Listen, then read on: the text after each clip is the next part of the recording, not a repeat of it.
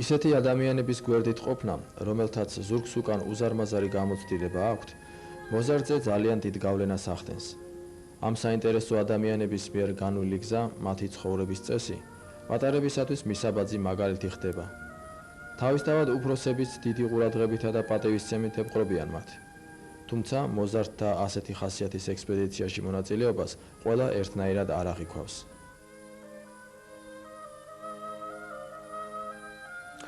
ჯერ საერთოდ ბავშვი რომ მოხვდეს ამ საწყალოსნო ტურიზმში, ჯერ პირველ რიგში აუცილებელი უნდა ცურვა უნდა იცოდეს, ან უნდა ისწავლოს. იმისთვისა რომ აქ დაკავშირებული არის გადაბრუნებასთან, ნავთან და რაღაცა და ყველაზე ძალიან იზიდავთ ბავშვებს საწყალოსნო ტურიზმი. იმიტომ რომ ყველანაირ სილამაზეს ნახულობენ. მთაც კარგია, ბარიც კარგია ყველაფერი, მაგრამ აი უმეტესი წილი ვინც კი მყოლია, მე პატარა ბავშვები წაყვანილი, ესე იგი ყველა დარჩენილა ძალიან დიდი კმაყოფილი და იმ მომენტში შეიძლება ვერ აგრძნობს ლაშქრობის პერიოდში და მერე რო გადის 10 დღე, 15 დღე, მერე მთელი სიამოვნების გრძნობები მერე უჩნდებათ, გამიგე და მერე კიდე ამბობენ იმას თუ როდის მოუხდებათ მათ წასვლა მდინარეზე.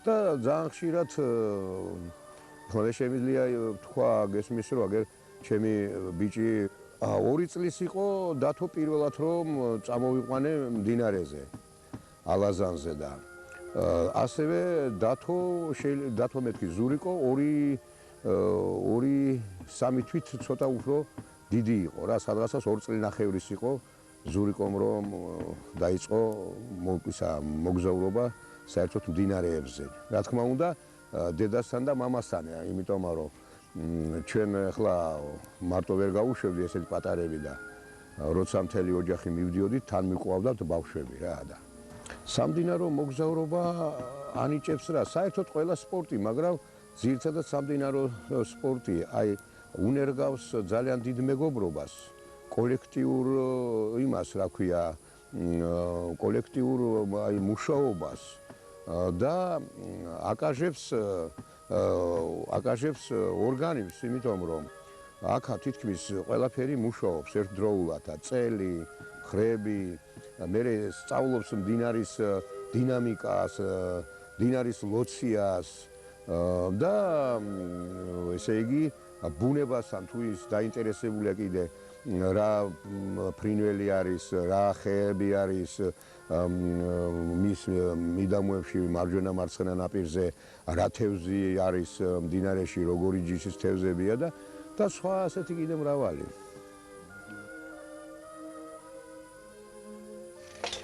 ნუ რა არის ის უაღრესად მნიშვნელობა აქვს ბავშვების მოგზაურობას. აი განსაკუთრებით ეს თითქოს ძალიან ბევრს ეშინია რომ მდინარეზე და ასე შემდეგ. რა თქმა უნდა, ამას უნდა სპეციალური მომზადება რაღაცა და ხელმძღვანელობა უნდა და ბავშვებში ეს არის არაჩვეულებრივი სპორტი. ეცნობიან მდინარეს, რაღაც გარკვეულ თვისებებს შეითვისებენ საუკეთესო ადამიანურ თვისებებს და ფიქრობ რომ ჯანმრთელობისთვის ძალიან წარმოიდგინეთ რომ დღის განმავლობაში 4 საათი, 5 საათი ნავით მოწურავს.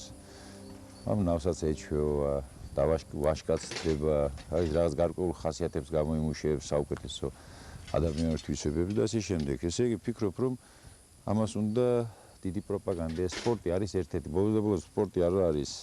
კი ახლა ვიძახით პროფესიონალური სპორტი არის მოყვარული სპორტი ქვია ამას და რაც შეიძლება მეტი ახალგაზრდები უნდა იყოს ჩამული აი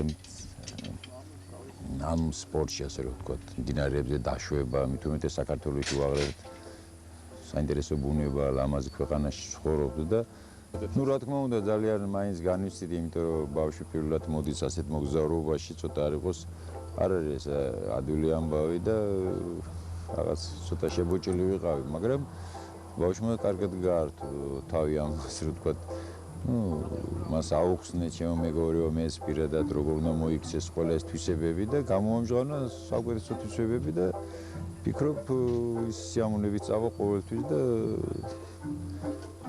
ძალიან დიდ სარგებლობას მოუტანს, საერთოდ მოუტანა უკვე მე ვფიქრობ და მომავალში და ალბათ იმოგზაურებს უკვე და შემდეგ თაობა და შემდეგ თაობა და ბავშვებს თუ არ შეაჩვია ასეთ ცხოვრებას და რატომ ვარ ჩვენ ძალიან ჩაკეტილი ვარ ჩვენი ბავშვები, რატომ ვარ არსად არ უშვებენ, ეშინიათ მშობლებს, რომ აი გაცივდება და ასე შემდეგ.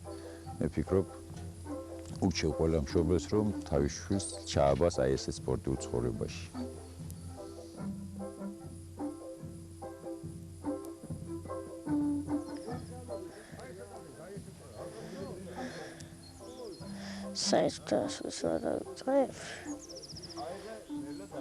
აი პირველად რომ შევედი, პირველად რომ გავედი ნავით რა.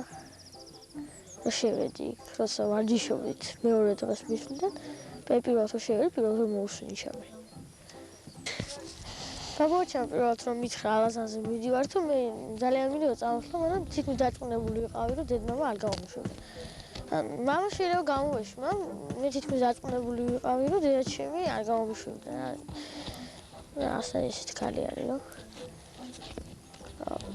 რომ ისე მოხდა, რომ გამომიშვა, დედამას და მამაც, დედას და მამაც დავთანხმდნენ. ხო და ეს რომ მითხრეს გაგიშვებ თუ მითხრეს 7 მარტს. 7 მარტს და იქიდან ისე უსწიდი ამ 7 მარტის მე 14 მარტს რომ 7 დღე 7 საუკუნეად მოვეჩვე და დღეზე მიზლაზდებოდა ხოლმე დრო რომ 5 წუთი გავიდა და ძალიან მიხარობდა რომ 5 წუთი დაკლები დარჩა 14 მარტამდე თქო. როცა შეი 14 მარტს რომ გავიღვიძე რატომაც ისეთი გაგიჟებული არ ვიყავი სიხარულით, როგორც მე მეგონა რომ გაგიჟებული ვიქნებოდი სიხარულისგან. და მაინც მიხარდა და ეს რომ უკვე რომ წამიყვანეს და უკვე რომ ჩამოვედით აქ ალაზანზე და ბანაკი რომ გავშალეთ, მე უკვე ვიგზელი და დაიწყო დასვენება. ეხლა არ ვიცი მე ჩემ ხანაგის მომდება თუ არა წამოსვლა.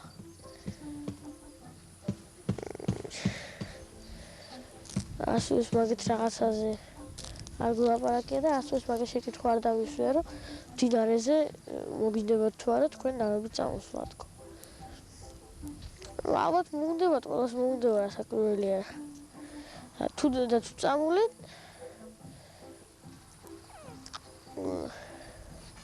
დახევათ ბუნების სილამაზეს და რა ვიცი. მართალია კარავში მაინც და მაინც კარგად არ ვძინავს ხოლმე. საწოლში უფრო კაია ძილი, მაგრამ დილით რო იღუზდებდა კარავში ყვითელი სინათლე რომ თვალებში, ვეაჯობია იმ ქთალ სინათლეს, რომელიც ფარდებში შემოდის ხოლმე.